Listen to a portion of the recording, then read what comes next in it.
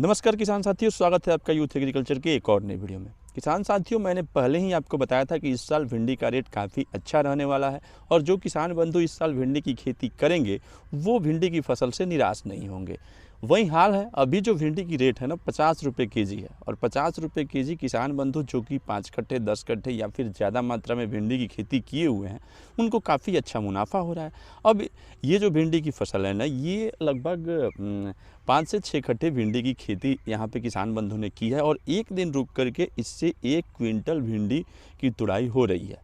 मानो एक दिन रुक करके किसान बंधु के जेब में 5,000 रुपया जा रहा है।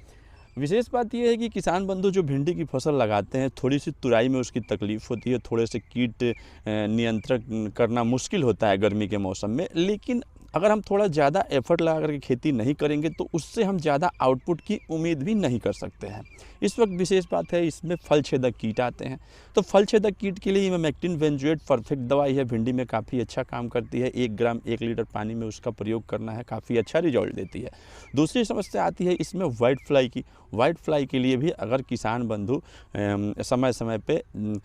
एक सिजेंटा कंपनी की पेगासस दवाई आती है जिसमें डाइफेंथ्यूरॉन टेक्निकल है, तो उसका प्रयोग करते हैं या फिर आप एसिटामिप्रिड का भी समय समय पे स्प्रे कर देते हैं, तो उससे ये समस्या ख़त्म हो जाती है। आपको समय समय पे एक माइक्रो न्यूट्रिएंट का हमेशा प्रयोग करते रहना चाहिए और फंगीसाइड में आप कार्बेंडाजिम मैनकोजेब का प्रयोग 1 से 2 ग्राम पर लीटर पानी में आप हमेशा करते रहें,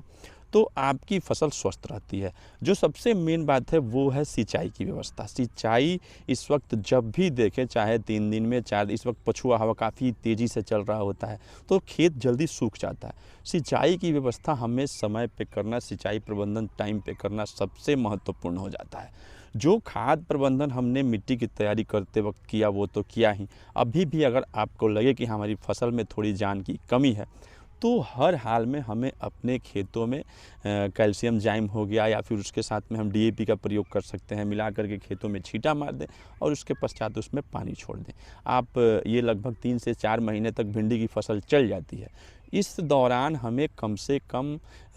हर महीने में 1 बार इसमें कुछ थोड़े बहुत बेसल डोजेज का प्रयोग कर देना चाहिए। अब एक गौर करने वाली बात है, इस भिंडी की जब खेती किसान बंधु कर रहे थे ना, तो मैंने बताया था कि हाँ, इसकी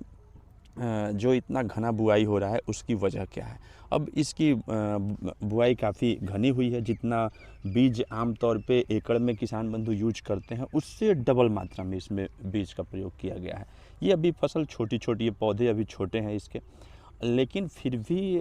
जब छोटे रहते हैं ना, अभी शुरुआती दिनों में जब इसका पैदावार निकलता है तो जब अगर हमारे पौधे से पौधे की बीच की दूरी ज़्यादा होती है तो उससे हमें थोड़ा कम पैदावार प्राप्त होता है। वहीं अगर पौधे से पौधे की बीच की दूरी कम हुई तो उसका पैदावार ज़्यादा निकलता है। बाद में चल के जब हमारे प्लांट्स बड़े हो जाएंगे तो इसके बीच से एक क्यारियाँ इसकी निकाल दी जाएगी, तो इससे पौधे के जो बीच की दूरी होगी वो बढ़ जाती है और पैदावार में भी फ़र्क नहीं आता, क्योंकि जब प्लांट्स बड़े हो जाते हैं तो एक ही प्लांट से हमें पैदावार अच्छी खासी मिलने लगती है, तो इससे पैदावार में भी फ़र्क नहीं। यही वजह होता है जो गर्मी के सीज़न में हम भिंडी की खेती करते हैं उसको थोड़ा घना लगाने की। लेकिन क्या ये लगातार 50 रुपये केजी ही इसका रेट रहेगा? तो मेरा जवाब है कि बिल्कुल नहीं। ये सब्ज़ी वर्गीय फसल ऐसी चीज़ होती है, ये लगातार कभी कम कभी ज़्यादा होते रहता है। अभी चूँकि लगन का समय है तो किसान बंधु अभी लगभग कम से कम पिछले 15 दिन से शादी ब्याह का सीज़न चल रहा है, तो इस वक्त भिंडी की डिमांड काफ़ी अच्छी होती है और इस टाइम में किसान अच्छे खासे रेट, अच्छा खासा मुनाफा इतने ही दिन में कमा जाते हैं, क्योंकि कम से कम 10 तुड़ाई तो वो 15 दिन में ले ही लेता है किसान और उसमें उसको अच्छा मुनाफा हो जाता है। फिर इसकी रेट थोड़ी डाउन जाती है, लेकिन फिर अचानक से कभी इसकी रेट बढ़ भी जाती है।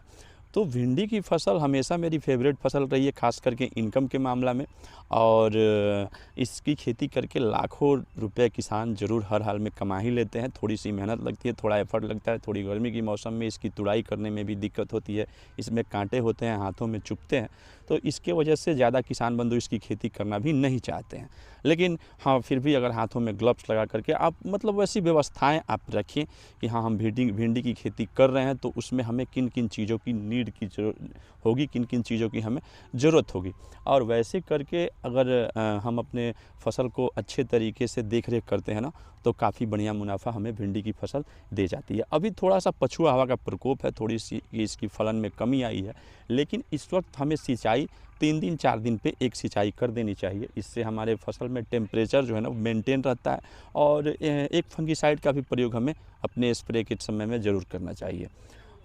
खास करके फल छेदक कीट इस वक्त ज़्यादा परेशान करते हैं, तो लगभग हर स्प्रे में कभी इमामेक्टिन बेंजोएट हमें ले लेना चाहिए, कभी दूसरे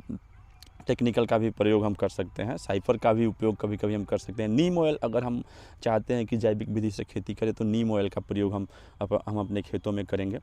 तो इससे हमारे फसल में कीट नियंत्रण काफ़ी अच्छा होगा। भिंडी में एक और समस्या आती है उकठा रोग का, लेकिन ये समस्या तब आती है ना जब एक ही फसल आप लगातार अपने खेतों में लगाते हैं, या फिर ये समस्या तब आती है जब आपने अपने खेत की तैयारी अच्छे ढंग से नहीं की है, आपने उसमें माइकोराइजा का प्रयोग नहीं किया, आपने उसमें ट्राइकोडर्मा का प्रयोग नहीं किया, या आपकी खेत में मतलब आपने खेत को जो होता है ना गर्मी के समय में जुतवा करके और उसको थोड़ा सा उसमें धूप दिखाना, ये काम अगर आपने नहीं किया है ना, तो हो सकता है कि आपके खेत में उकठा लगने की समस्या, जो जड़ों में गांठ बनने की समस्या होती है, जो निमाटोड्स की वजह से आती है ना, ये समस्या आपके खेत में अगर आ रही है तो मतलब अगर फसल लगी है, ये समस्या आपके खेत में आएगा तो उसका ज़्यादा कोई उपचार नहीं है, बस यही है कि नीम की खली जो है उसका प्रयोग करें, नीम ऑयल का प्रयोग करें, ट्राइकोडर्मा ओरिजिनम को अपने खेत में डालें और उसको कंट्रोल करने की कोशिश हम कर सकते हैं। लेकिन अगर हमने शुरुआत में ही अच्छी वैरायटी का प्रयोग किया है, अच्छे तरीके से अपने खेतों की तैयारी की है, इसमें ट्राइकोडर्मा विरिड डाला है, ट्राइकोडर्मा ओरिजिनम डाला है, या फिर माइकोराइजा, जितने भी बैक्टीरियल खाद होते हैं जड़ों को सुरक्षित रखने वाले, उसका प्रयोग अगर हम अच्छे समय पे अच्छे तरीके से करते हैं ना, तो हम अपने फसल को स्वस्थ रख सकते हैं। फिलहाल के लिए बस इतना ही जानकारी अच्छी लगी, चैनल को सब्सक्राइब, वीडियो को लाइक ज़रूर करेंगे। अगर आपने भिंडी की खेती की है, आपके यहाँ रेट क्या है, कमेंट करके बताएंगे। मिलते हैं अगले वीडियो में, तब तक के लिए जय हिंद।